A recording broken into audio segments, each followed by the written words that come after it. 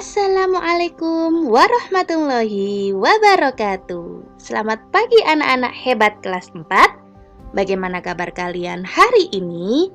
Semoga kalian semua dalam keadaan yang sehat dan selalu semangat dalam belajar. Hari ini kita berjumpa lagi pada pembelajaran daring materi IPAS kelas 4. Sudah siap belajar anak-anak? Sebelum belajar, mari kita membaca doa supaya belajar kita hari ini diberikan kelancaran dan kemudahan oleh Allah. Bismillahirrohmanirrohim. Hari ini kita belajar materi IPAS pada bab 1, tumbuhan sumber kehidupan di bumi, kegiatan belajar yang ketiga, perkembangbiakan tumbuhan, pada topik yang kedua yaitu penyebaran biji. Sudah siap belajar anak-anak? Siapkan buku pelajaran IPAS kalian. Pada pertemuan minggu lalu, anak-anak sudah belajar tentang perkembangbiakan tumbuhan melalui bunga. Pada hari ini kita melanjutkan topik tentang perkembangan tumbuhan melalui penyebaran biji. Coba perhatikan dialog berikut ini.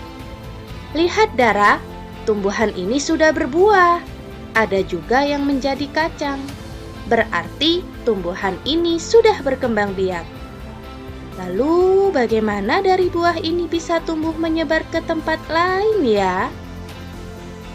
Nah, anak-anak, seperti kita ketahui, tumbuhan termasuk makhluk hidup. Sama halnya dengan manusia dan hewan, tumbuhan juga dapat berkembang biak. Hewan dan manusia dapat berpindah tempat, akan tetapi tumbuhan tidak dapat berpindah tempat.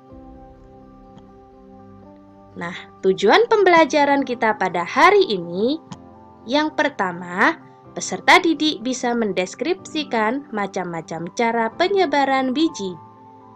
Yang kedua, peserta didik bisa mengaitkan hubungan makhluk hidup lain dan komponen abiotik dalam membantu perkembangbiakan tumbuhan. Nah, anak-anak, saat kita belajar tentang penyebaran biji, hal apa saja yang harus kita kuasai? Tentunya, yang pertama, kita punya pertanyaan, mengapa tumbuhan perlu menyebarkan bijinya? Bagaimana cara tumbuhan menyebarkan bijinya? Apa saja yang membantu tumbuhan menyebarkan biji? Kira-kira anak-anak sudah tahu jawabannya? Ya, mari kita cari jawaban dari pertanyaan-pertanyaan berikut ini bersama-sama. Penyebaran biji pada tumbuhan. Tumbuhan perlu untuk menyebarkan bijinya. Jika tidak disebar, maka tumbuhan baru akan tumbuh dekat pada tanaman induknya dan bisa terjadi persaingan dalam mendapatkan air, nutrisi dari tanah, serta ruang gerak untuk tumbuh. Tanaman baru juga bisa tertutupi oleh induknya, sehingga sulit mendapatkan matahari.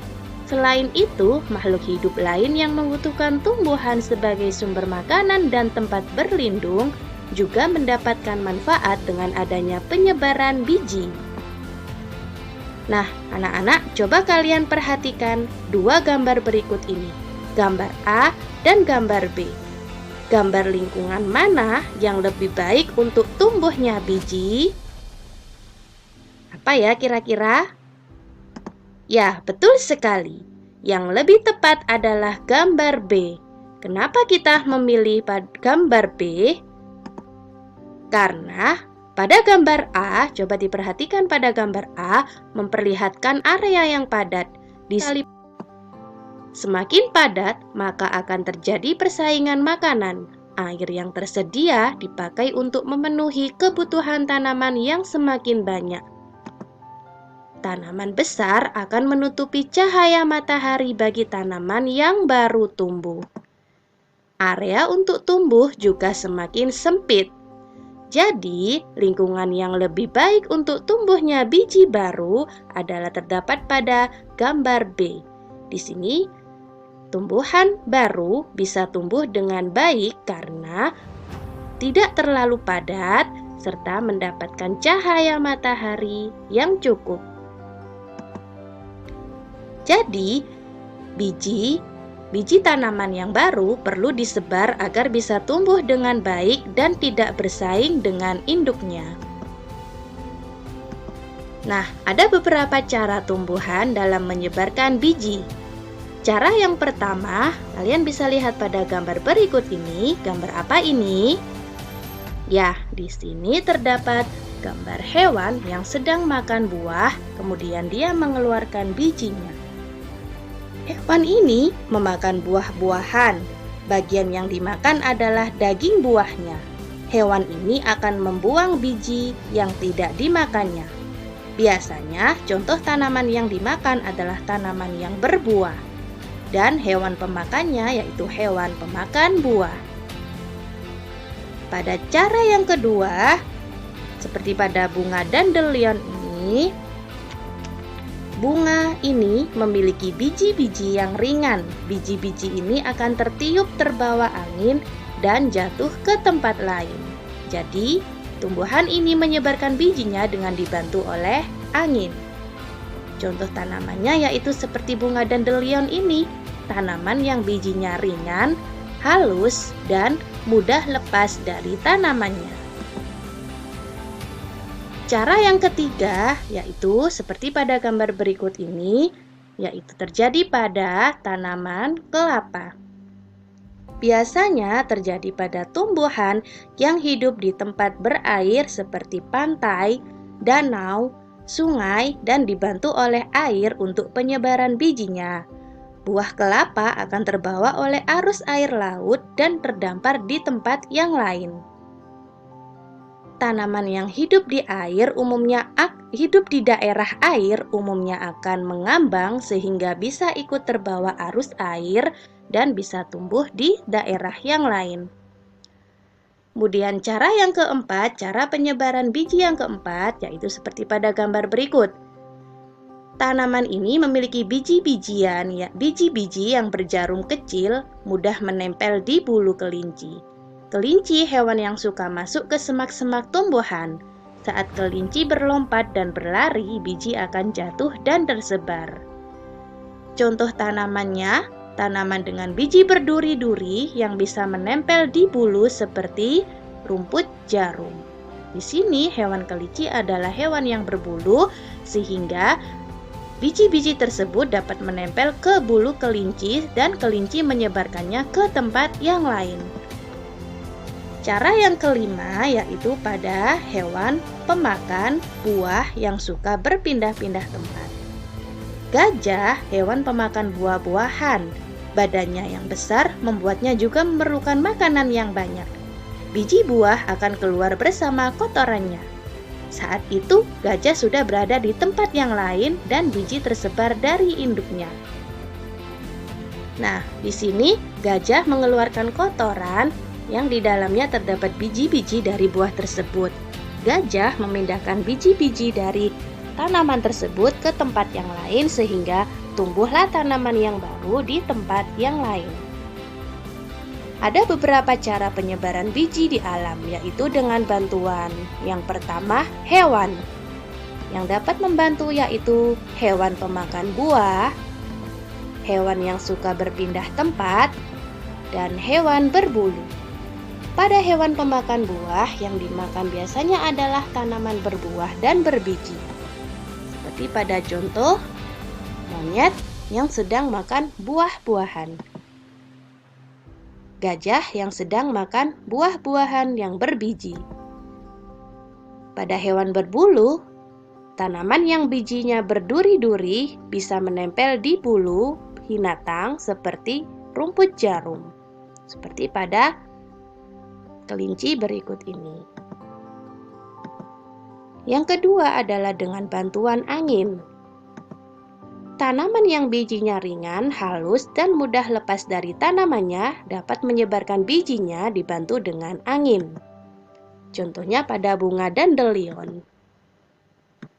Kemudian yang ketiga dapat dibantu oleh air.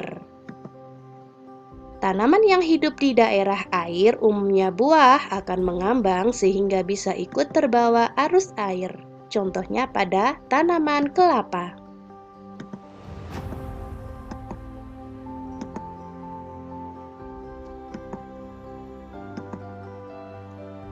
Nah, anak-anak, tumbuhan perlu menyebarkan bijinya agar tumbuhan itu bisa tumbuh di lingkungan yang baik, tidak mengalami persaingan dengan induknya, dan mendapatkan akses ke cahaya matahari.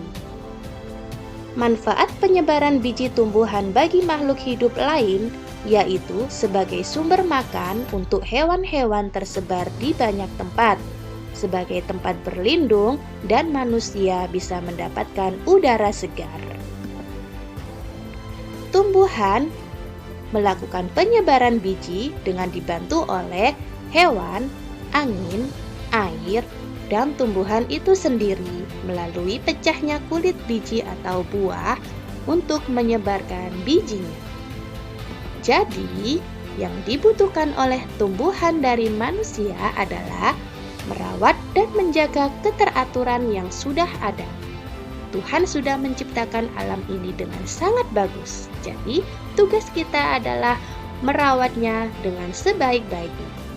Manusia bisa membantu penyebaran biji dan penyerbukan.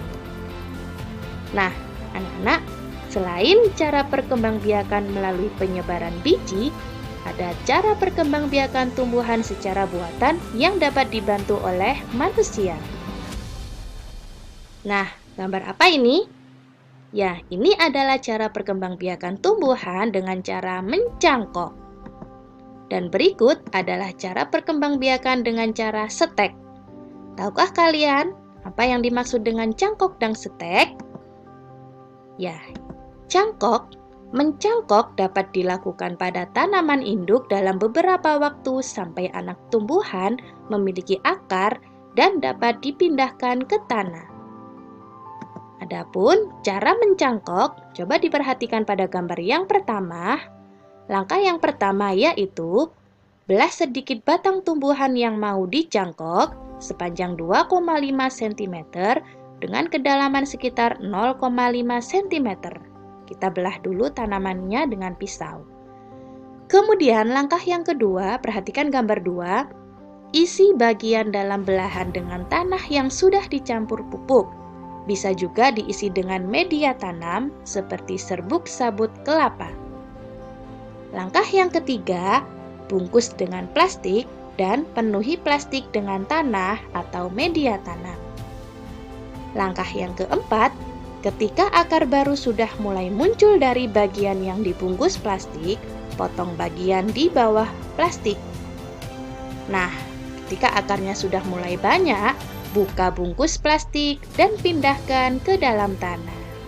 Nah, tanaman baru sudah jadi dan siap untuk tumbuh. Cara yang kedua dapat melalui setek. Nah, bagaimana cara mensetek tumbuhan? Caranya, potong miring bagian batang tumbuhan induk yang akan disetek. Pilihlah batang yang mempunyai daun.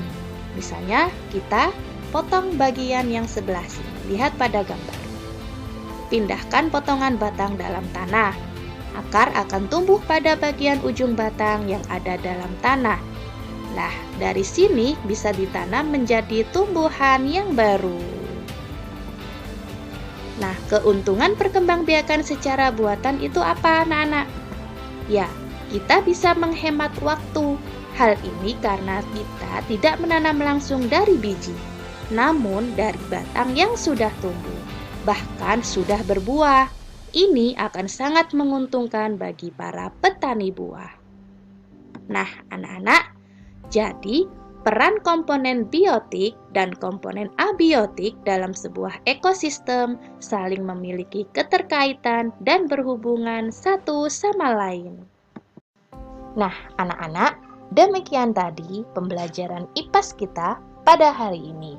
Semoga apa yang sudah kita pelajari dapat memberi kita manfaat.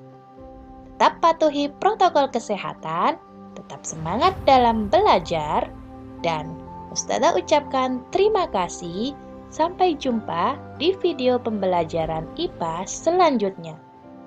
Wassalamualaikum warahmatullahi wabarakatuh.